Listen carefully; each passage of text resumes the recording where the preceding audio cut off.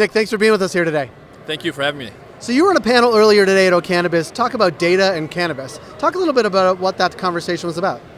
Yeah, so we talked about a lot. So data is very powerful and pervasive in modern society, in this industry and outside of it. And we talked about what some of the challenges and some of the potential applications and pitfalls of data of different kinds is.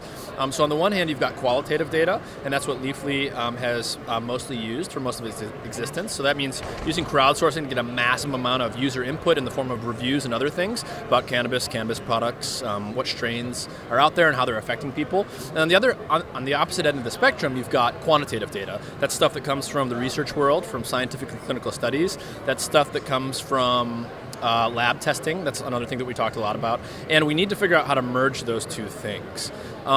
We talked a lot about the idea of garbage in, garbage out. So if you collect data inappropriately, what you're going to get out at on the other side is also going to be inappropriate. So we talked a lot about lab standardization, and I think that's going to be really important from a consumer perspective on Leafly and in general for the industry, because we need to know what's inside of cannabis products. What are they made out of? How many different kinds of strains and products are there really? And that necessitates knowing what the ingredients are, the cannabinoids, the terpenes, all the other stuff. And then how do we actually give that information to consumers, right? We can't give them the raw numbers because no one's going to know what to do with that.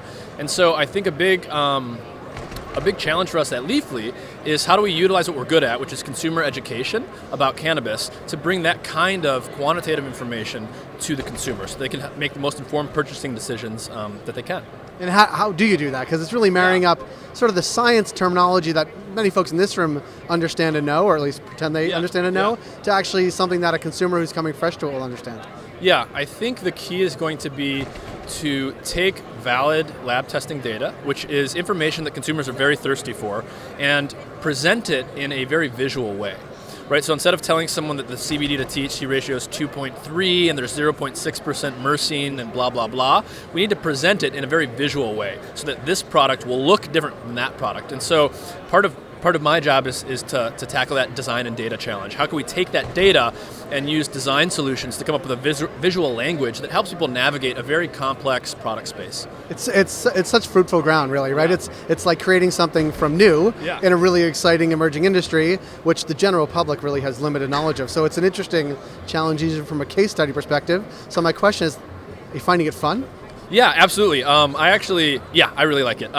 So I love working with the data and finding the patterns in it, which is sort of what my background is. But then the new challenge for me that I didn't ever really anticipate working with is the design challenge. And so I love working with designers because they can take what I make out of the numbers and turn it into something that the end user is actually going to that it's going to resonate with the end user. And so it's really challenging, but it's also really fun because we kind of get to create this new lexicon for how people think about cannabis. Yeah, amen to that. Thanks for being with us here today. Thank you.